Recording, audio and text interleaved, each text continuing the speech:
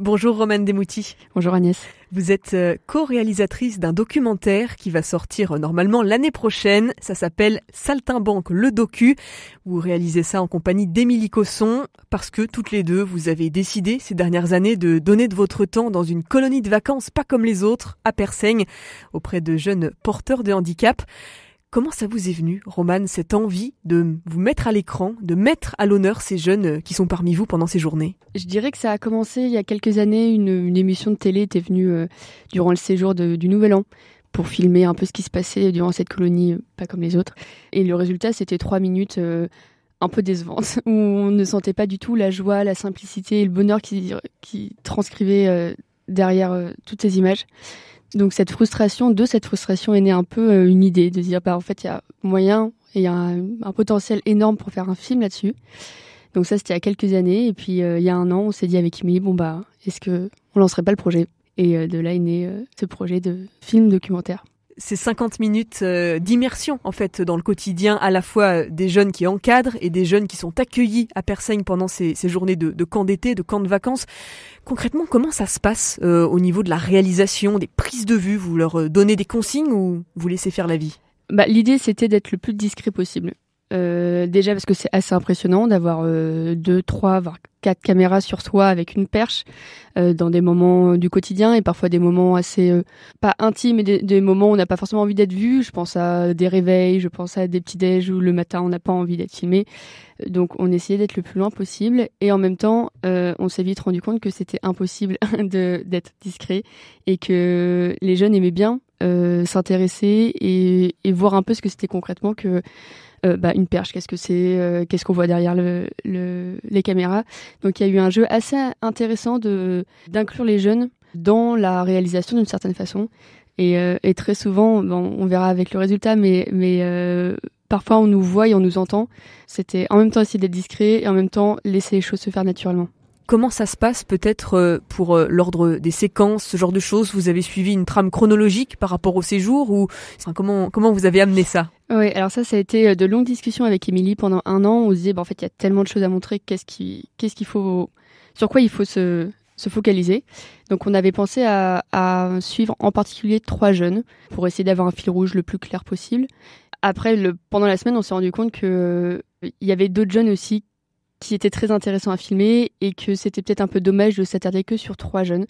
Donc au final, on a suivi 6 à 7 jeunes, plus ou moins intensément en fait, dans leur quotidien. Donc il y avait les réveils, il y avait les petits déjeuners, toute la journée, tout le déroulement de la journée avec leur binôme. Après, on était une équipe de 4, donc c'est assez limité pour suivre le plus de gens possible, parce que pour rappel, il y avait 20 jeunes, donc ça fait beaucoup. Le principe des saltimbanques, c'est assez unique en France, on peut le dire. C'est ces camps de vacances où c'est un jeune, un encadrant, ça fonctionne par binôme. Il y a relativement peu de structures aujourd'hui dans notre pays qui proposent des vacances adaptées comme ça pour les jeunes porteurs de handicap. Les familles, quand elles ont su qu'il y avait ce projet qui se mettait en place, comment ça a été accueilli, perçu ?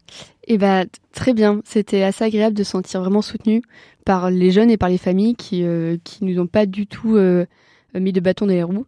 On a essayé d'être le plus transparente possible et de travailler au maximum avec les parents. Donc on a organisé, déjà par des mails, on a organisé des réunions, on était en contact avec les jeunes notamment qu'on avait décidé de filmer. Au Nouvel An, on avait décidé de faire un tournage test pour voir un peu ce que ça donnait. Donc c'était un premier essai où les parents étaient aussi pour la première fois confrontés à ce sujet-là. Et suite à ce tournage test, on a eu des retours très positifs. Donc ça a donné une première étape, un premier jalon de confiance, on va dire. Ce qui était intéressant, c'est les jeunes, durant toute la semaine, il y en avait plein qui disaient « Ah, mais en fait, c'est un petit truc en plus d'eux ». Quel est le message que vous voulez faire passer à travers ce documentaire ? En fait, l'idée de ce film, c'est de montrer la simplicité et la joie qui se passe durant cette semaine. Aussi l'authenticité, des relations de binômes qui vont se créer, de l'encadrement, du lieu aussi qui est magique, qui fait rêver les jeunes avec des moyens très simples. En fait, l'idée, c'est de voir grand avec peu de choses. Donc il y a toute cette envie de changer un peu le regard sur le handicap, d'essayer de montrer ce que c'est en fait, parce qu'il y en a plein qui ne connaissent pas du tout, et 2, faire rêver par ces vacances, parce que c'est une semaine de vacances en fait. Une semaine de vacances où on l'a compris, c'est la joie, le partage, la simplicité qui sont vraiment au cœur du programme. Vous, Romane, avant de passer derrière la caméra, vous étiez parmi ces jeunes qui donnent de leur temps, qui relèvent leurs manches et puis qui y vont. Votre meilleur souvenir ou peut-être vos meilleurs moments ces dernières années au Saltimbanque, ce serait quoi ? C'est difficile d'en choisir qu'un parce qu'à chaque fois, il se passe tellement de merveilles durant la semaine. Là, ce qui me vient en tête, je dirais que c'est à chaque fois cette soirée talent. La dernière soirée de la colonie, il y a scène ouverte pour les jeunes où chaque jeune a la place sur scène pour faire ce qu'il veut, s'exprimer comme il veut et développer ses talents.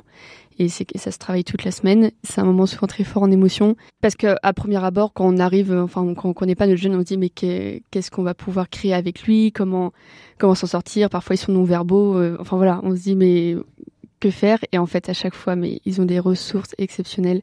Et vous verrez sûrement dans le film, il y a des pépites et des choses magnifiques qui se passent durant cette soirée-là. Vous avez tourné sur un laps de temps assez court cet été, moins d'une semaine. Qu'est-ce qu'il y a eu peut-être comme péripétie ou comme aventure que vous pourriez nous partager ? On a eu un jeune qu'on pensait pas du tout filmer au début et finalement qui est sûrement le jeune qu'on a le plus filmé de la semaine. Ça a été très touchant parce qu'en fait on pensait qu'il était non-verbal. Et en fait à un moment avec Émilie on s'est dit tiens on va essayer de faire une interview de lui.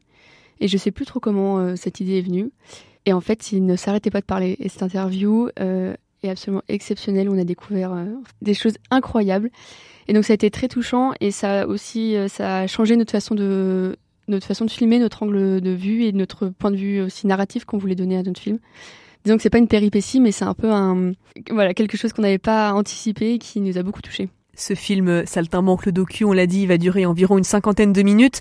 À quelle échéance est-ce qu'on pourra le découvrir en salle ? Alors l'idée, on s'est donné 1 an de montage, de post-production. Donc dans l'idéal, on arrive à le sortir d'ici l'été prochain. Voilà, au plus tard à la rentrée prochaine. Et l'idée, c'est de faire des projections privées, de faire des projections au sein d'établissements, dans des cinémas d'art et d'essai, essayer quelques festivals éventuellement. Il y a aussi des structures en lien avec le monde du handicap qui vous ont déjà contacté pour faire de ce film un outil. Exactement, l'ADAPI nous a dit qu'ils étaient très intéressés par ce film et notamment aussi par éventuellement des bonus pour montrer plus en détail ce que c'est par exemple le lever d'un jeune. Donc c'est assez encourageant de se dire que ça pourrait éventuellement servir à des fins de formation.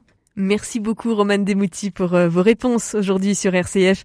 Vous êtes, on le rappelle, co-réalisatrice d'un documentaire Les Saltimbanques qui nous immerge dans le quotidien de ces jeunes porteurs de handicap à Persaigne. Un documentaire à découvrir l'été prochain. Et puis on peut déjà vous suivre sur votre page Instagram Saltimbanque le docu. À bientôt, merci. À bientôt, merci.